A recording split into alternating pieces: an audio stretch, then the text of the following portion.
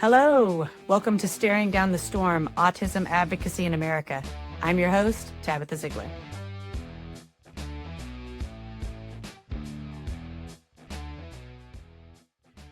Well, hello everybody. Welcome back. We have an amazing guest today.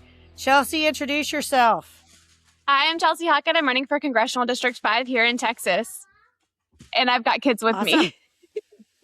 Well, I've got kids inside. So the likelihood of them coming out and being on this show is high, very high. And I have 3 little kids with autism.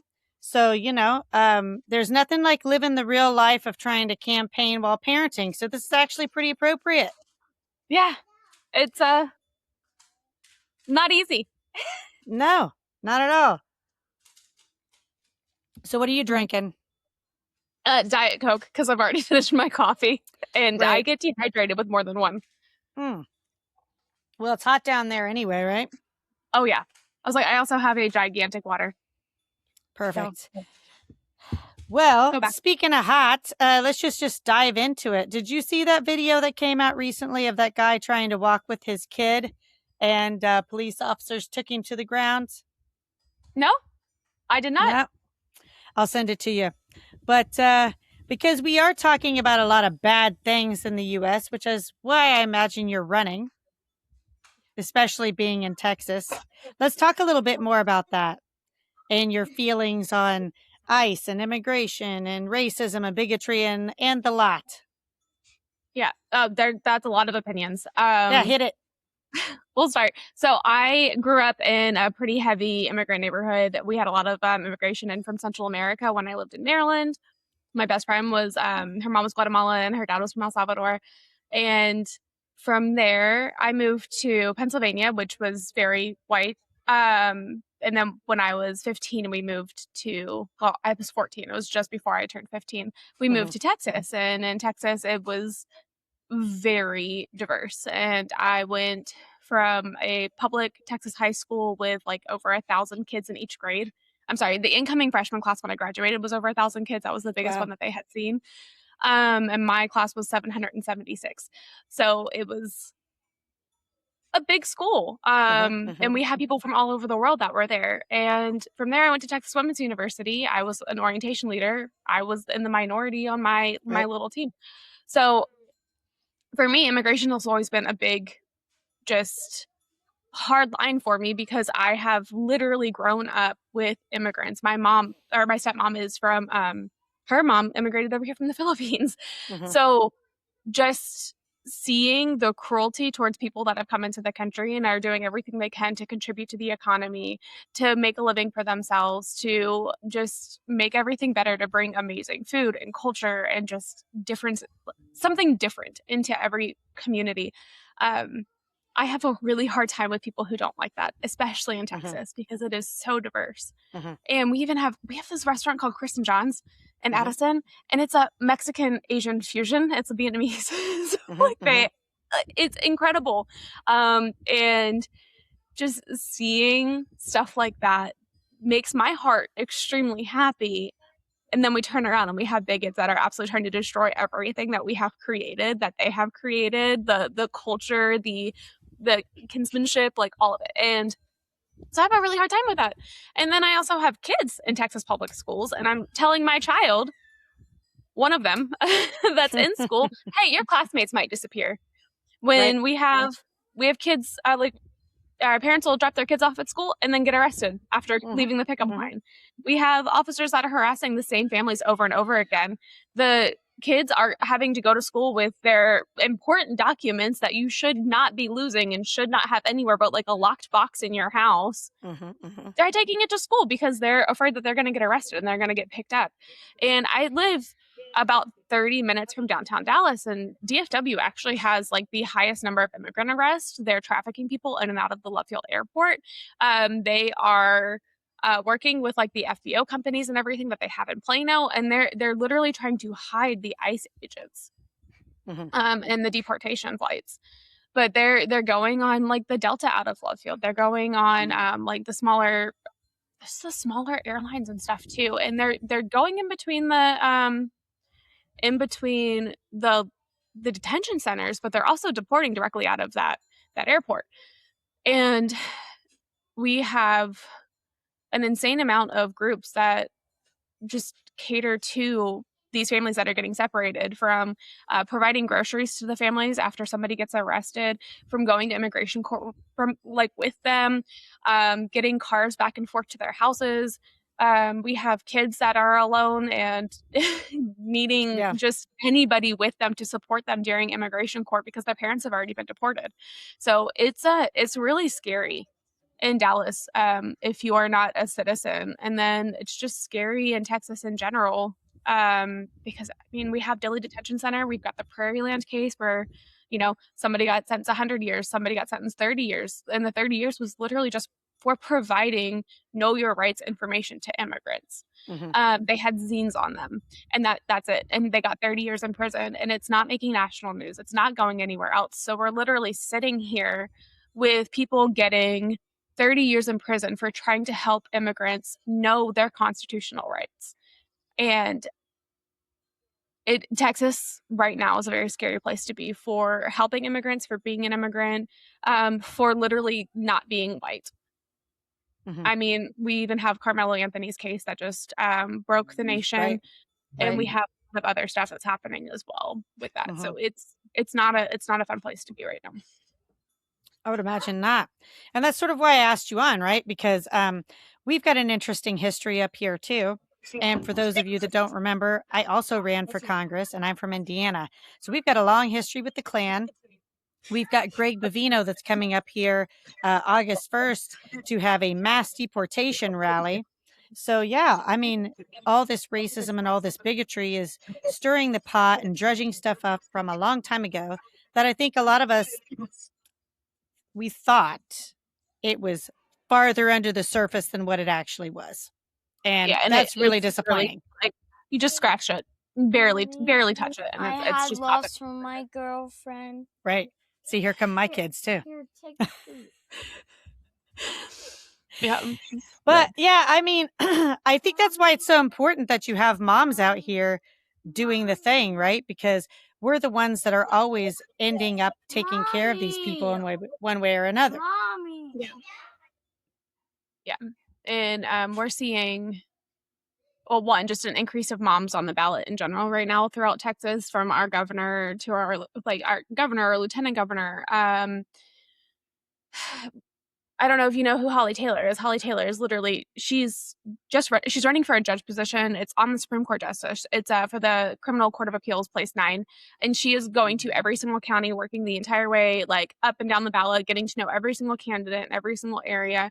And she used to prosecute cases and has flipped, and she started working on the appeals part of it. And she's realizing like how messed up the system was, and how people weren't getting, like, she put somebody away in prison for a long time, only to find like the DNA didn't connect. And it was actually somebody else who left Texas, went to Florida, and then committed more crimes. So they, let somebody walk free for almost 2 decades. And so she has been devastated over it and has been fighting to get put on the Criminal Court of Appeals to fight cases like hers and to allow them to be heard and to make sure that, that's not going to continuously happen.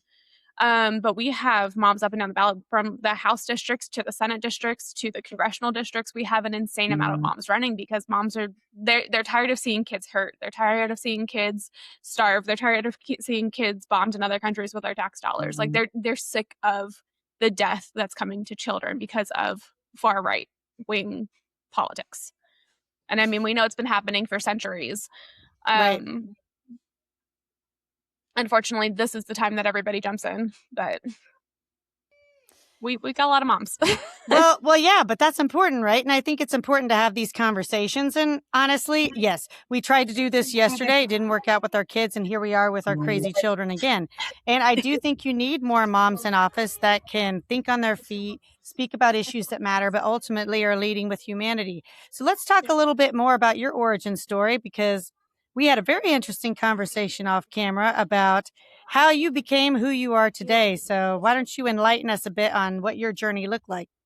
So while I do have the MAGA family history, I also have one particular lineage that has kind of shaped my entire understanding of the world. But my great grandfather came from a line of indigenous Cherokee people. My family, probably about 9 or 10 generations ago, they were in Georgia and were moved up to the Eastern Band of Cherokee Indian land. A lot of them were born in Caldwell County, which is no longer part of the Eastern Band Cherokee Indian, but it was part of the reservation at one point. They started they either got pushed to Oklahoma on the Trail of Tears. They stayed on the reservation, or they left the reservation and lived off grid. The ones that were on the reservation slowly left the reservation and started immigrating down towards Alabama. And he was my great grandfather was the first white passing man on that line, generation. His dad looked white, but his uncles were very obviously not. So knowing what his family went through and the severity in which they were discriminated against, and seeing what the government has done to them, he was able to kind of just take a step back and see what was happening. You still there? Yep, go ahead. Keep talking. Okay. No worries. I just wanted to make sure because I was getting a little fuzzy. So he was able to take that step back, and during desegregation, and he was a pastor at a small church, and he started working with Black leaders in the middle of the night in cornfields to desegregate the community. And then his daughter-in-law, my grandmother, was taking kids across picket lines for a year or two to make sure that they were getting to school safely, including my aunt, who was a 6-year-old in a school that was being integrated. And then her teacher and her principal were very active influences in her life from there. So because my aunt grew up in that time period, I was in and out of every civil rights museum. I had an extensive civil rights history as a child, which I'm also passing on to my child. And it was to the point where at 13, when Rosa Parks passed, I was in the rotunda at the White House at her viewing. And just very much made sure that I was aware of all of these big points in history, especially the ones that were in Alabama that my family was either a part of, nearby, or whatever the case was. So from that point, like, my aunt ended up working for the NIH, and my parents got divorced. So when I was, 8 or 9, 8 and 9, I ended up living with them. And so I would go to work with her on my days off of school, which I did on and off of living with them anyways. And so I got to go meet a bunch of like scientists and grant funding specialists and all of these people at the NIH. So I kind of grew up there. And I also experienced a lot of very traumatic events from having or going to school on land that they tested agent pink, purple, and orange on and didn't disclose, so everybody was sick, from 9/11 to the DC sniper. And then, so it was just a lot of traumatic events as a child to shape my worldview. And then from there, we had moved to Pennsylvania, then moved down to Texas. And from Texas, after I graduated college, my husband needed to get like a job to secure his current job. So we moved to Mississippi, and I lived there for a year and a half. And that was a very eye-opening experience, even though I had all of that history and the knowledge. And I, vacationed frequently with my grandparents in Alabama. Living as an adult in Mississippi was an insane experience, from like mansions behind me to floodplains with tiny houses in front of me, built on cinder blocks. It was wild with the wealth inequality that I saw. Then I moved to Ohio, which was pretty chill, except for the fact that the Oregon district shooting happened when I was there, and also a tornado that leveled half of our city. So I worked for a company that was thankfully very involved in volunteer work. So we were able to do stuff for the victims of the tornado. We were able to do stuff for the veterans for the Oregon district shooting. Like, we made a bunch of lunches. We were able to donate those. And from there, we moved back to Texas, and my husband now has a really good union job. So union-wise, I'm very pro-worker, and I always have been very pro-worker because my grandfather, that is married to my grandmother that used to, walk kids across the picket line, he was a big union man. He worked in a manufacturing factory in Birmingham, which is a really big industry down there between the Mercedes plant and just manufacturing in general is big blue-collar work. So having that union was great for them. And it was able to get them disability, to get them through to Social Security, which is another thing that I saw, was just a big issue with the money that's coming in, the restrictions that you have when you're on disability and on Social Security, not being able to have any kind of savings account. So I've seen a lot and I've experienced a lot in my own personal issues where I have endometriosis, I've had recurrent loss, I've had high risk pregnancies. Roe v. Wade was overturned after I had like 7 miscarriages and had one high risk pregnancy and was in the middle of another one. So after Roe v. Wade was overturned, I sobbed constantly because I was terrified that something was going to go wrong and I was going to die. To turn around and have him, and then childcare be so expensive that working was pointless. So I was so pissed off by the time that I got to that last, like losing my, like, or having to give up my job because childcare was more expensive than what it was worth working.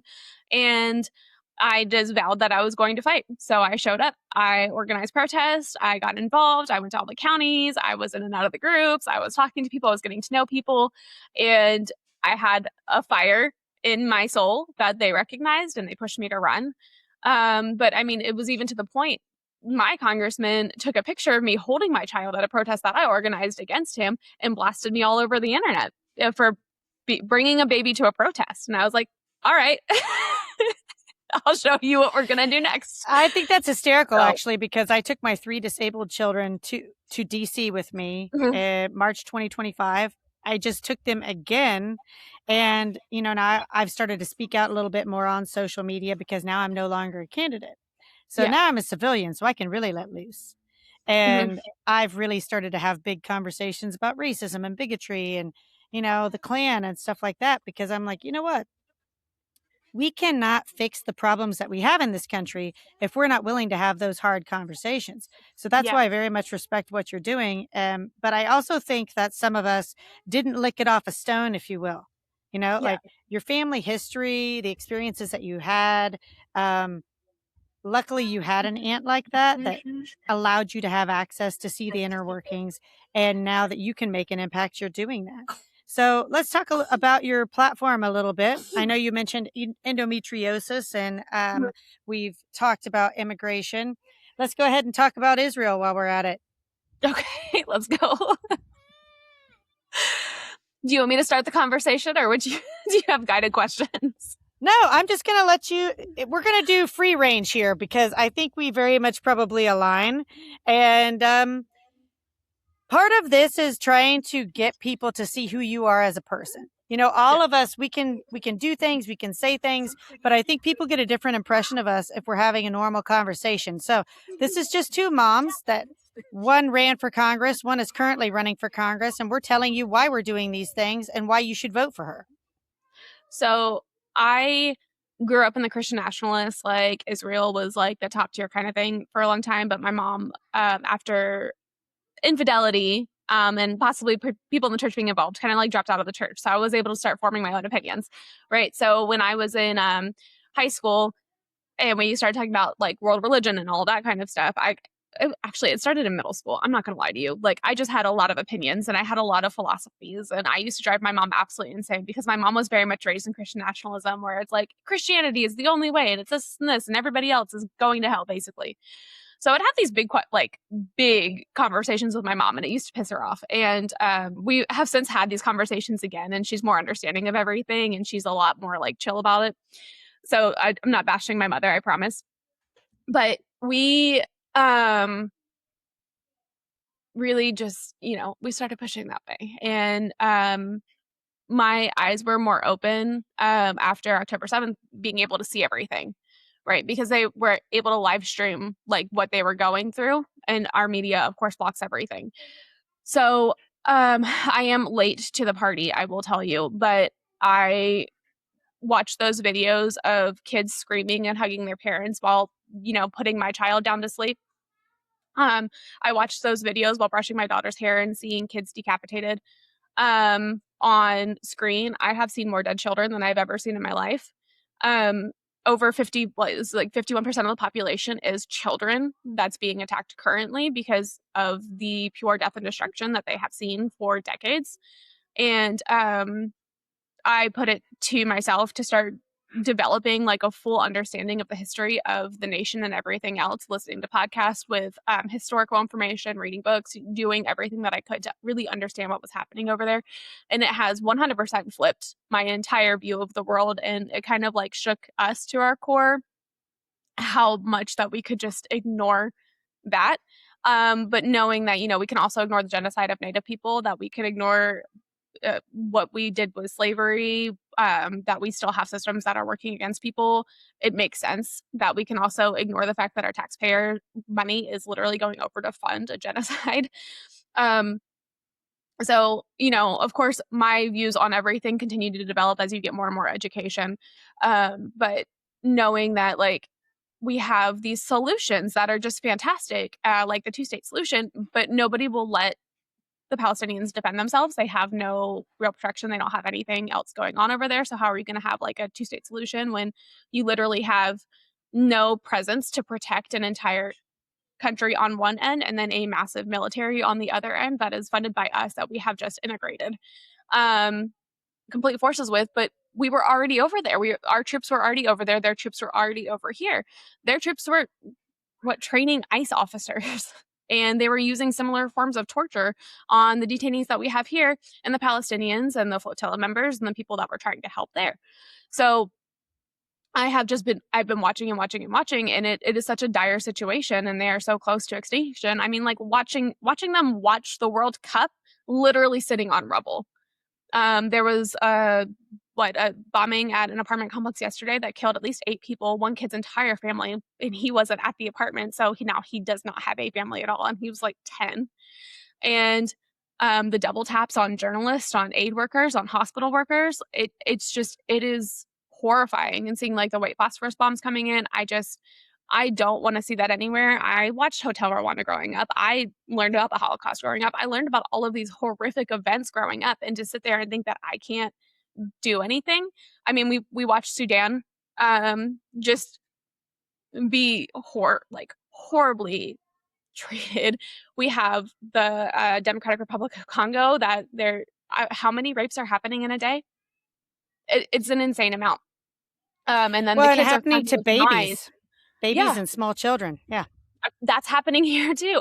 And it literally is happening all over the world. Mhm. And there's no repercussions. There's nothing. I mean, and then we're looking at like a world sex trafficking ring where babies are literally getting tortured and eaten.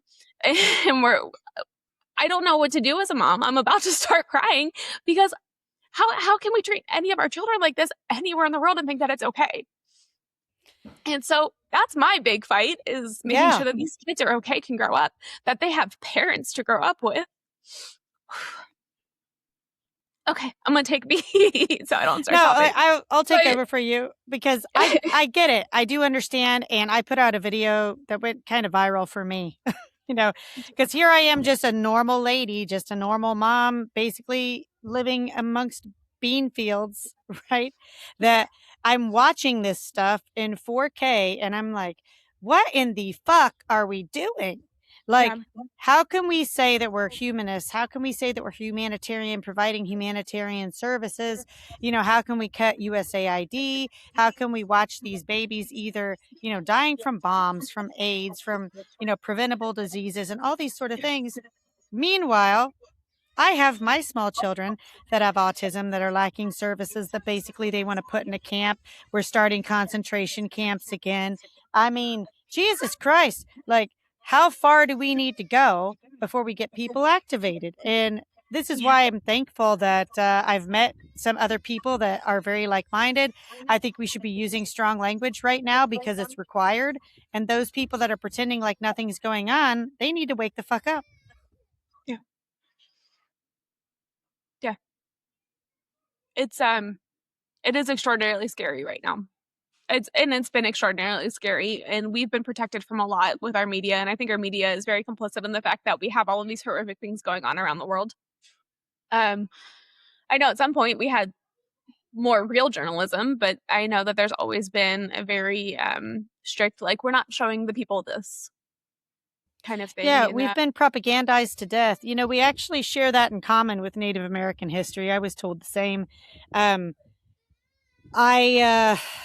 I think that's why I've always tried my hardest to be an ally. And ever since I was a small child, anything that seemed, environmental, indigenous related, plants, animals, whatever, I was that kid. I was like, right, we need to try and do our best to protect nature, people, culture, languages.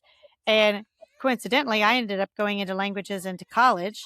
I became a flight attendant for 17 years, traveled the world, had the opportunity to expand my mind, my thought process, had the opportunity to see different ways of doing things. And I very much think that we need people in positions like that here too. So let's talk a little bit more about your experience with travel.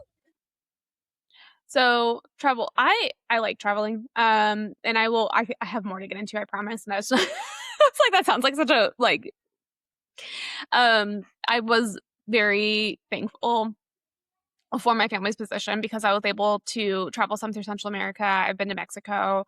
Most of the time it's been vacation wise, but I always make it my number one priority to get to somewhere that's educational or like historical community, because I don't want to sit on a beach all day. I want to learn.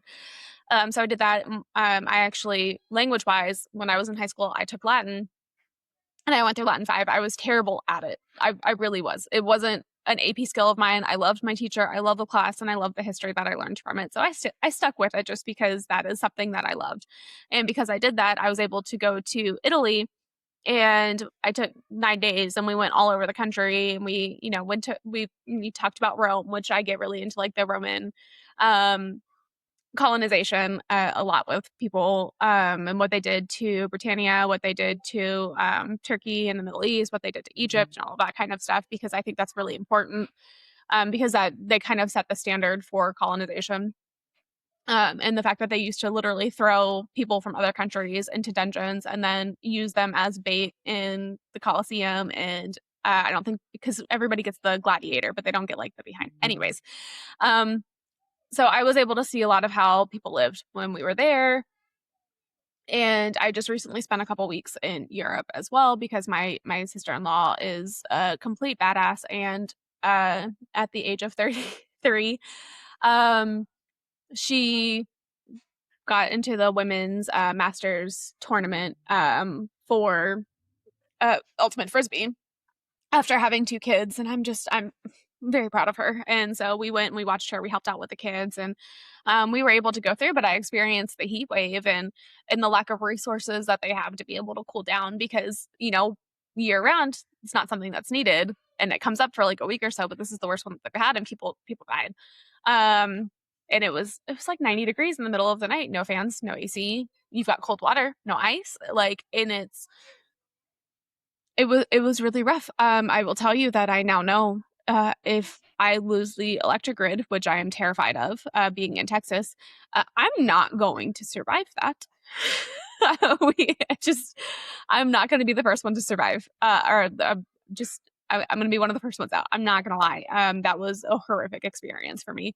And I have a lot of sympathy for the people that are living because they don't have the power to have dryers the way that we do. That, like, they don't have the power grid for it. They don't have the power grid for the AC to be on constantly. And it's thousands and thousands of dollars to rewire these houses that have been around for a very long time.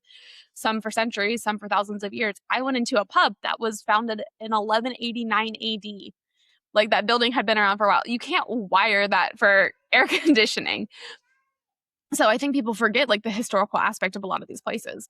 And so that brings us into the climate change and everything else that's happening worldwide. But I started out working in food when I was 16, 17. I don't know. I worked at a vet clinic, but I did work in food for a long time. And I started as a cashier. I was a bartender. I was a server. I was a general manager, regional training manager. Like, it was one of my favorite things to do. I loved the high energy of it.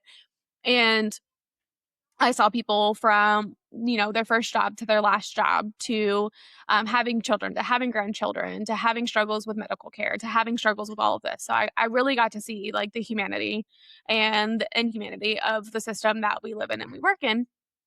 And I got to see, I worked in food all over the country. So I got to see it from Mississippi to Ohio, to California, down to Texas. And it is an insane difference in a lot of people. But again, we're talking about, like, COVID times. when I was pregnant with my daughter, I was a general manager at a store in Ohio.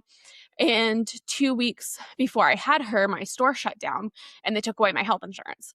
And so my husband's company, they they did the retroactive insurance, and they were able to get me covered in order to have a child, which I was very thankful for, because that was a $100,000 bill with an emergency C-section and a NICU stay. And from that point, I went over to the airline industry. And when I was working in the airline industry, I was a travel consultant. So I started there part-time while I had a young child. And I learned the ins and outs of my department, and I was moved over to full-time. And by the time that I did quit my job to be a stay-at-home mom, I had I had 8 people under me. We were booking 38,000 tickets, but I was learning federal regulations, FAA regulations for pilots, for flight attendants, for all of that.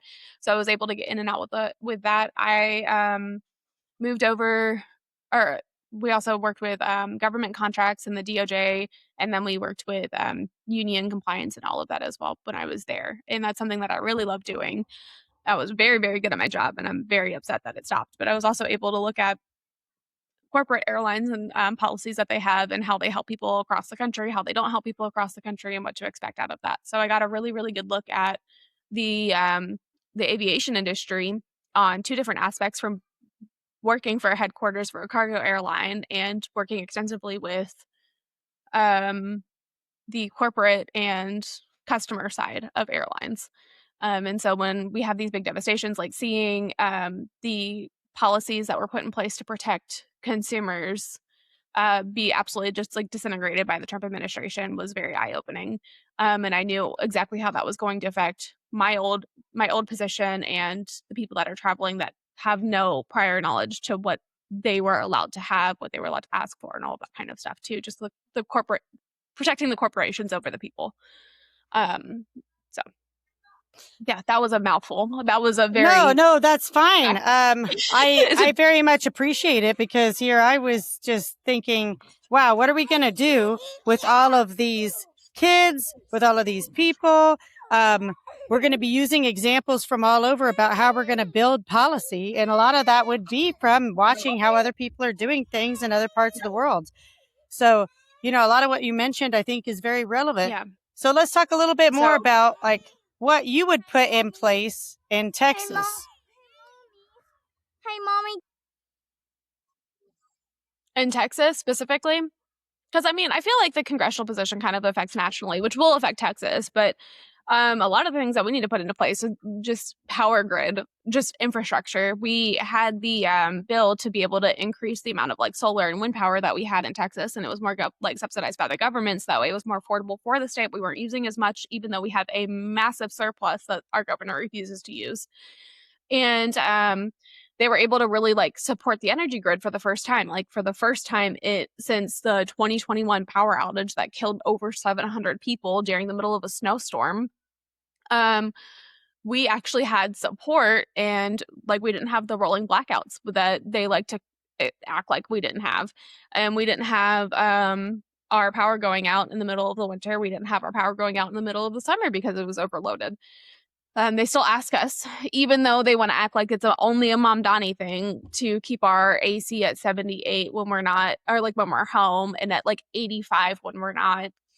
And just being able to resupport our energy infrastructure with green energy is something that I am very in favor of.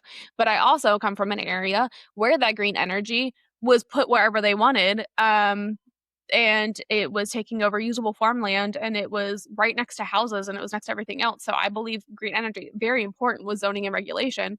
And I want to see it used on carports to protect the cars of the people, but also get energy for apartment complexes and hospitals. I want to see it on the top of buildings. I want all buildings, not that this is something that's reasonable that I can legislate on specifically, but I want to see the tops of buildings be used as gardens or as power sources. I want to see that. I want to see usable space, especially in the cities.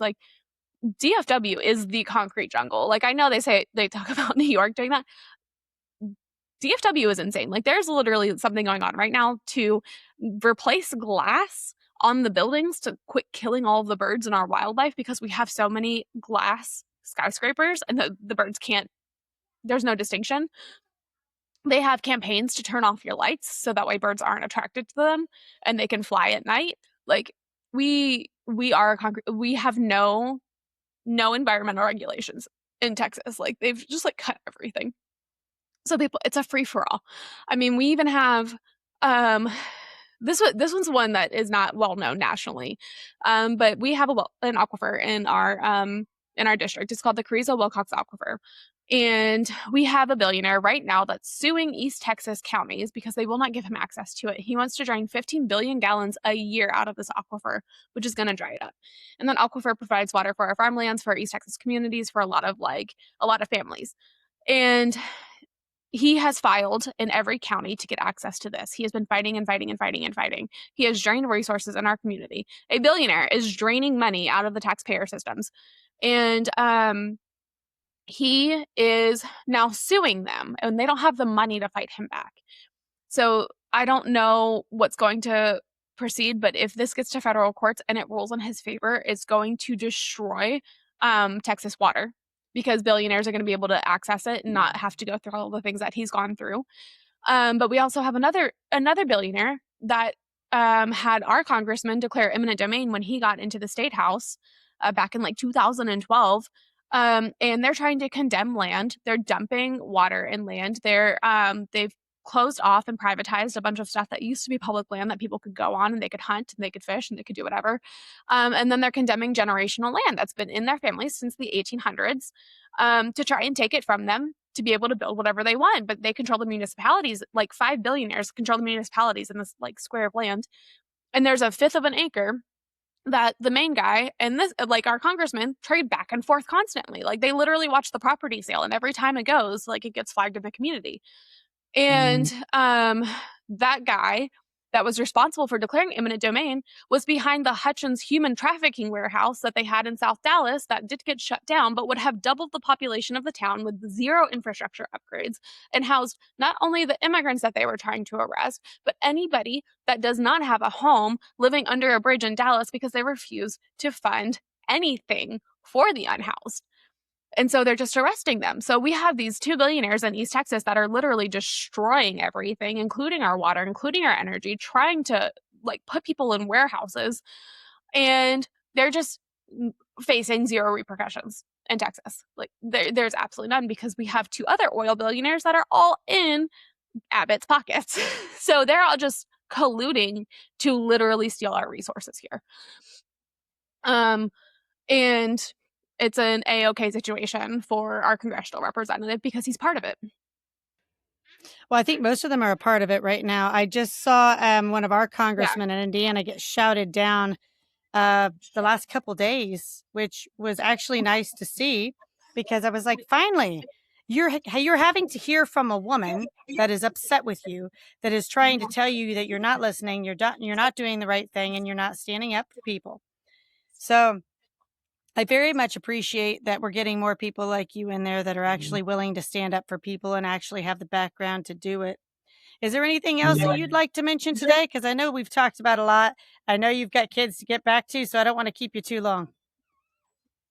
Oh, well, I do. Do you want more dirt? Because I think it's important. Go ahead.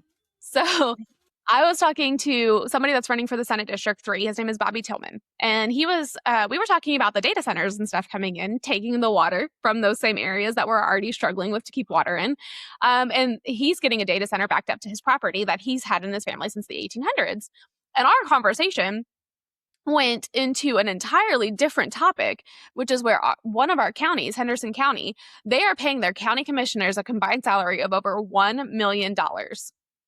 And the retirement from these positions, if they hold them for so long, is like $90,000 to $120,000 a year after they retire, which is far more than a Social Security, right? Like that's absolutely insane. But it's based on the judges. But the people that raise the judge's salary are the legislators that are getting these massive retirements. So like our House district and our Senate district with like representatives, if they hold office for like 20 years, they get to retire with that like 90,000, right? So that 90,000, again, based on the judges, and who raises the judge's salary is the state legislators that are getting the payoff for it. So like we have that scheme going on at the same time that we have county commissioners making like, and we'll have 4 or 5 of them, but they're making like a ridiculous amount of money. It's like $100 and something thousand a year for a county commissioner position in Henderson County. So, and they're making like over $1 million a year of taxpayer funds. We don't have roads that are usable. You will pop a tire on the roads. We have houses getting condemned and then reverse condemned because because they can't afford to upgrade it because they're on Social Security. I have one woman in my neighborhood. I'm not in Henderson County, but this is all over. So I'm going to use one person as an example. Just know that this is not a unique story. She will be out of debt for the first time at 84 years old. She has worked in manufacturing. She's been on Social Security. She has been on disability. She has been on all of it. And she has worked her butt off until she literally physically could not work anymore. Like she can barely move. Her house got condemned by the county, but because she can't move and she doesn't have any additional support, they reverse condemned it and they're going to re-condemn it after she passes away, basically. She can't fix her house. She is on Social Security, but we have people retiring from the state legislature making $90,000 a year. I don't think they should be making anything more in retirement than Social Security at this point, because I know that they don't have anything to do with Social Security, but like that is absolutely ridiculous that we're advocating for something like that. So if we have like state packages, any way to help our elderly constituents, whatever the case is, none of that is happening. And it's all going back to people that are in elected positions and are keeping these positions for a long time without any benefit to their community. And I'm sick of seeing stuff like that. I'm big on term limits. I'm big on everything else. I actually refuse to sign the term limit pledge though, because they want you to pass the bill and grandfather you in, so it doesn't actually apply to you. It only applies to the people that are coming in. And so I'm like, nope, not ethical, not doing it. I'm not putting my hands on that. I will fight. I will vote for term limits, but I'm not going to sign on to something that I view as highly unethical. So there's corruption schemes everywhere. Massive corruption. You're absolutely right. Yeah. Can I have iPad? Yes. It's in that bag. Yeah. So that's a lot to say. I've been like holding that in forever. Look, here's the space to say whatever. I'm just like constantly muting myself because my children they're feral and they're just being crazy over here. But you can't raise feral children without them being independent. So I'm sure you understand what I mean with that. Yes, I do. And I love independent children. I fight them all the time. And I'm like, you want to fight? And they go, yeah. And I'm like, all right, let's do it. And so we'll just talk about it. Well, personally, I don't think this is just one opinion, but I think it would be fabulous to see the U.S. Congress and Senate function like it was supposed to, and see, there's one right there. Like, see the lawn full of children. Right? Like if we're supposed to be fighting for something in like the next 7 generations of America, well, let's get some people in there that are actually willing to fight for these kids, because we're supposed to be preserving things for them. Yeah. And I mean, right now, like we're literally just trying to uneducate our children. Like we're putting the Bible like in the history classes in our school. We've got the 10 Commandments issues. Yeah. We have a lot of teachers that are running right now too because of that. But yeah, we're fighting really hard for education right now between the vouchers that have pulled millions of dollars out of all of our school districts from what they're putting in the classrooms. We have a parents' rights bill that they keep saying is a freedom for our children, but the teachers can't teach our children. They can't give our children Band-Aids. If a children vomits on themselves and the parents didn't sign the proper paperwork, they have to sit in vomit-soaked clothing.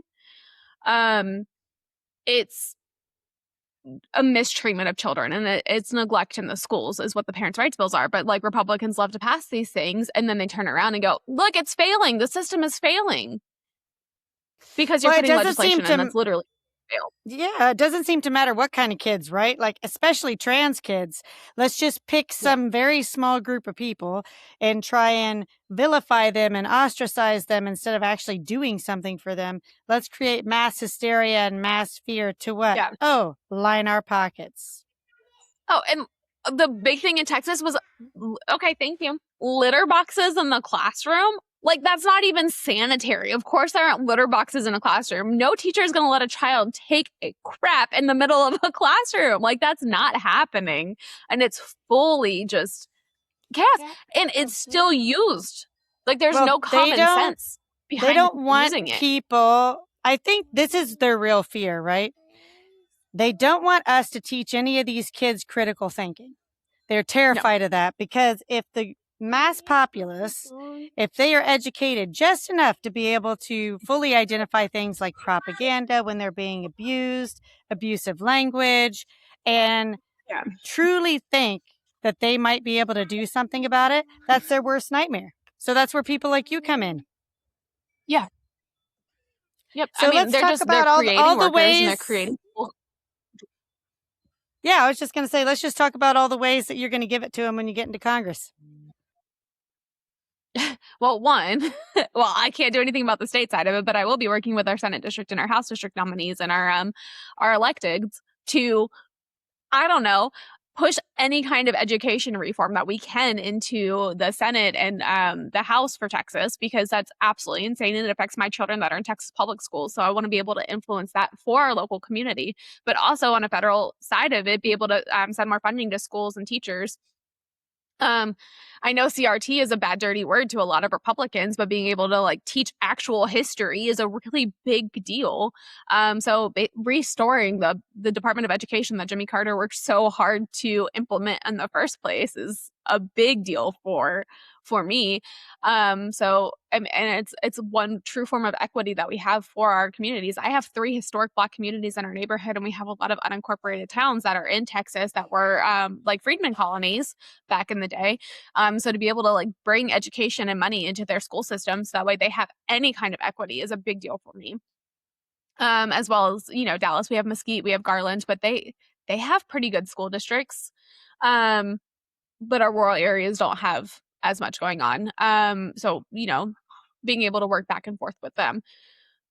We have I mean, it's all, everything that I think of is for the children and for their future. Being able to impeach, remove, and convict a lot of these people. Reenacting the fairness doctrine that Reagan tossed out the window during his term, and make sure that the media is actually portraying the truth. We need to, I mean, I don't even, media feels like a lost cause at this point, because everybody that is anybody is listening to independent journalists versus the big media, because the big media has been like all lies except for 1 or 2 journalists, and they are getting kicked off the air. I mean, there's so much that needs to be done. But I mean, removing funding from genocidal governments that have healthcare and education is a big one. And restoring US aid, because the research and stuff that we have there that helps the kids across the world also helps our kids here. And it costs almost nothing to our taxpayer, like diet, like stuff. We've got to do a full audit on the military and make them prove where it's coming from and take that money from the government contracts. Like that, the amount of like, it's insane. And that's as somebody that grew up with a father that has been working with government contracts for a very long time, and he has clearance with the military, and he's one of the people that bids on these contracts. But it's for structural work. Like he's a welder and he's a fabricator, so he does a lot of that kind of stuff. And I mean, just like it's a small business that the government is helping, not a massive corporation that is getting billions of dollars. I mean, how much money has gone to Elon Musk at this point in government contracts? It is literally billions of dollars. I mean, and they even awarded a government contract to one of the Dumb and Dumber sons. And they have, was it Eric, for an intelligence agency that they awarded all that money to? I don't know. I mean, they're literally just awarding massive amounts of money to their closest friends and allies instead of actually bidding on jobs and everything else too. Well, I don't But think then it they're matters also- at this point, because all 3 sons are No. just raking money hand over fist. That family has had so much Yeah. grift. They're like the mafia. Massive amount. But I mean, they're taking the money from like actual contract, like they're taking that money from NASA and giving it to SpaceX. They're taking that money from the NIH and giving it to like independent contractors that are like, you know, the Maha crew. They're taking money from all of these agencies that we have used all of our taxpayer funds to build and research, and it's just gone. We don't have a CDC anymore. We barely have NIH anymore.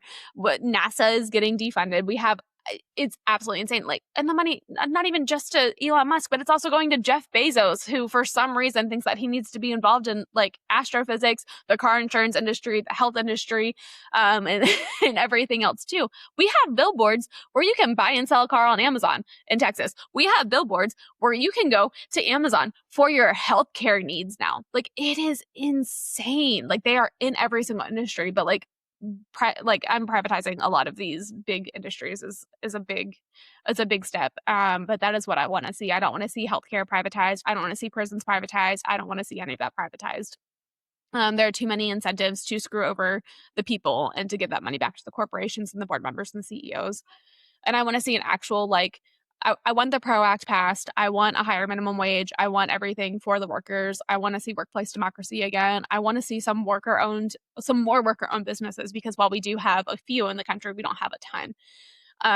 And being able to bring that power back to the people to negotiate for their healthcare, to negotiate for profit sharing and bonus sharing and tenure, and bring all of that back, that really boosted the middle class back in the 50s, as well as a progressive tax on wealth. So, That was a lot. I have a lot of opinions. But no, I like that. And I think that's what's important, right? Like, that's what people aren't seeing. You know, whenever you have other congressional reps that are chasing down people, trying to get an answer out of them, and they're just laughing and smiling and waving, I think it's really refreshing for the American public to hear from a normal person that looks like them, speaks like them, it's going through some of the normal struggles that they're going through, and is not hopping on a private jet and going and, you know, wine dining with people that are looking over to screw over the American people. And specifically, my congressman was an insurance agent for corporations to make sure that they didn't get sued by the people that they were screwing over.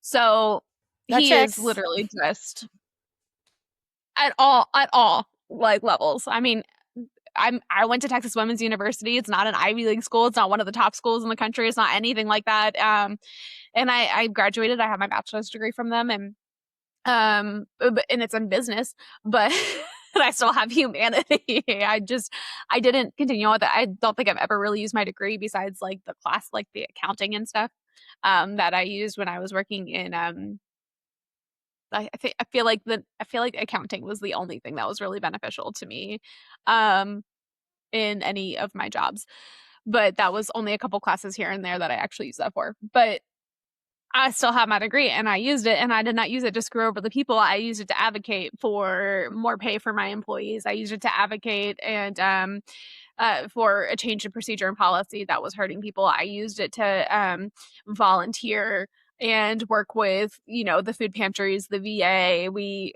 worked with natural disasters, and we did all of that kind of stuff when I worked for the company that I worked for. And while I worked for the Cavelli Enterprises in Ohio, which I don't know if you know about them in Indiana, but they're pretty big. But he was donating millions of dollars to Ohio State University to get his name on a stadium at Ohio State, and he had stuff named after him in Youngstown, because that's where they kind of started. But he wouldn't pay his employees anything more than minimum wage, and they were really struggling. And me and my director were both in meetings yelling, "Take away all of our benefits, take away this, we don't need any of this, stop donating money over here and start a college scholarship fund for your employees." And they're like, "Well, how can we keep our employees and retain them?" And we were literally screaming, "Pay them, take away any benefits you give us and pay them." And we weren't making much. We barely had benefits. We had employee cars because they were cheaper for them than paying us mileage and any damage that happened to our cars. And we were like, "Take them back. We don't want them. We don't want any of this. Spend all of the money on these. We'll pay mileage on our own. Like, I don't care. Like, just pay our employees." So we would literally sit in the back of the room, like screaming, and everybody would turn around and be like, "That's his money." Like, I am going to yell at all of you, because the reason he has that money is because his employees are not getting paid. And, it was always a nightmare with that company. But that's the company that decided that I didn't need health insurance when they shut down our store during COVID. And the store has been reopened. It's not like it was a permanent shutdown. It was a shutdown because my store was in Springfield, Ohio, which was the store, like the area where they were eating the cats and dogs. And they're under a lot of fire with the Haitian immigrants being there, but they have brought a lot of life back to that community. But there's no money in the community. Like, it is a very poor community, and a lot of the houses have been in disrepair, and the Haitians came in and they were able to actually like upgrade everything and bring that back. And that is where I worked. I worked in that town. And I'm so sick of corporations and billionaires and millionaires and CEOs and boards, and I don't want to see it. I want to see workers in charge of their own workplace. Well, I was a union worker. I was in the unions with the airlines. I was in the union with the United States Postal Service. And I would agree with you. I think there need to be more unions, stronger unions. That's the only way that things ever seem to get solved. There's a rebranding of this oligarch class that they're trying to seem like they are of the people. And if it weren't for us creating jobs, you would have nothing. Well, meanwhile, they're stealing from you hand over fist. They're stealing your water. They're stealing your land. They're trying to restrict your buying power and trying to convince you to buy all of their crap while they just increase all the prices on you to make you a slave. And it's a shit show.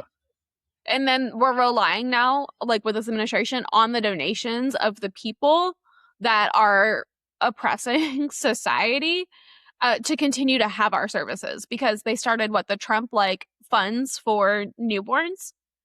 And they started it with a donation from the Dells or whatever, whoever they were. Like, we're literally, so they're going to take all the money by. This is just Robber Baron 2.0. Yeah, take the money from the people, give them a portion of it back, and hopefully it's enough money for the people. Hopefully it's enough to keep the system running. It's screwed up, and I'm tired of it. I don't want to see it anymore. I want to see the people back in charge. Right. So what would you like to see in the next 5 years? Let's just say hypothetically that we're successful and we get a lot of people. Universal healthcare and affordable groceries. I want the tariffs removed, and I want everybody in jail. That is. Yes, in jail. I want to see housing. I want to see food come down. I want to see tariffs gone. I want to see universal healthcare, and I want all of them in jail. I'm in Merrick Garland being one of the top ones right now because he didn't freaking prosecute any of them during Biden's term. I was like, I feel like the inaction deserves it as well. And I would also like to see war criminals at The Hague. So. All right. So since we're talking about that, let's go ahead and talk about the Epstein files before we wrap up. I'm sure you have strong feelings on this and what we should be doing. We need to be prosecuting everybody, and we need to bring everybody in. They need to be questioned. They need to be and it shouldn't be going through the Congress. It should be going through FBI and DOJ, and they should be having these full trials. Congress is way too slow. Yes, they're an essential part of it. But the fact that we're literally just pulling one person at a time and allowing them to speak off of the record and not be filmed is absolutely insane. We have women that are literally screaming from the top of their lungs, being ignored actively in pictures there with them. We have children that have spoken out, or children that were or they were children when they were there that have spoken out, and there's nothing. And I know the adults, but I'm talking also we have Sasha Riley, and we have people that have gone fully on record, and we have extensive evidence that they are telling the truth, and it's not there. We have women that have shown up in other countries screaming about them that have disappeared. And we're seeing evidence of birthing farms, basically, where they have a bunch of women. I mean, that happened in the country of Georgia, and it happened all over the world. So why is it not happening here? What probably is. They're not looking it up. And I mean, we have. So have you been following the Don Huffines and Zorro Ranch? Yes, but there's so much that I can't keep up on everything. So go ahead and inform us. I mean, just we have a statewide candidate that was elected not elected. He was the Republican nominee for it, and they fired the guy that was in that position, and they're putting him in place already. But he owns Zorro Ranch in New Mexico, which is one of the Epstein ranches. And they started doing construction on it immediately and removing all of this evidence from it. And the DOJ is refusing to investigate any of it. And it's insane. It's insane that they're allowed to get it. We're literally watching removal of evidence in real time, and there's nothing to do about it. And it's affected so many of our children. We have so many children that have gone missing. They've been in the beauty pageant network. I'm pretty sure John Benet Ramsey was probably part of that at some point as well, because beauty queen in the pageant industry with these kids going missing. Like, I want to see the kids get justice. I want to see the adults that experienced it as kids get justice. And I know that it's still a really big thing for today. Like, it's still happening. We still have sex trafficking. We still have people getting moved in and out of the country. We have people being held hostage in the country. And it needs to be rectified immediately. We know way too much to not be doing anything. And I know other countries are doing stuff, but how much are they doing? Are they only doing the public facing, or are they doing more that we're not seeing? Again, like a lot of our media is being quieted, but theirs is too. So. All right. So the last thing I'm going to ask you about, because we covered a ton today, what do you want people to really remember about you as a person from this conversation? I just operate out of love. I want to see humanity come back in. It's been neglected for far too long from both sides of the aisle. We need humanity and we need love in Congress, and we need people that are going to act on taking care of our future and not seeing how much money that they can get out of people before they vote on it. Something that is where love and humanity. That is all I want, and that's all I want to see. Very good. And where can people find you?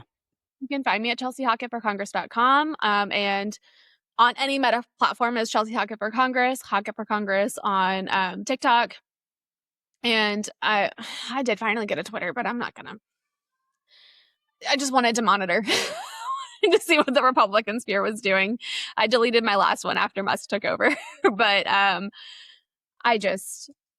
yep, I'm here. I'm out there. I try to talk when I can. I actually have a pretty full volunteer team now, so we're actually moving on socials and we're getting stuff done now finally. But my big thing has been not asking for money and actually getting out and talking to people. But now we're getting to a point where we need the money to be able to talk to people. So we're pushing that way. But, right. So are you using Act Blue, or are you going away from Act Blue? How can people donate to your campaign? Act Blue is where I'm currently at. It is probably it's the tool with the integrations for everything else that we use. So unfortunately, that is kind of where we're at. But this is how you spell my name. And you can find me anywhere using that spelling, because it's not a very common name at all. So it works out for us. All right, Chelsey. Well, I very you. much appreciate you taking the time to come on today. Sorry it was so crazy in the background, but this is real life for Americans, and this is real life for political candidates. So it doesn't get any more real than this. I see you've got at least one little one on the couch there. And the other one's upstairs making a lot of noise, but it's pretty quiet because I have that nice wall that blocks the stairs. Right. Well, hey, once again, thank you so much for coming on. And you guys have a good day. We'll see you soon.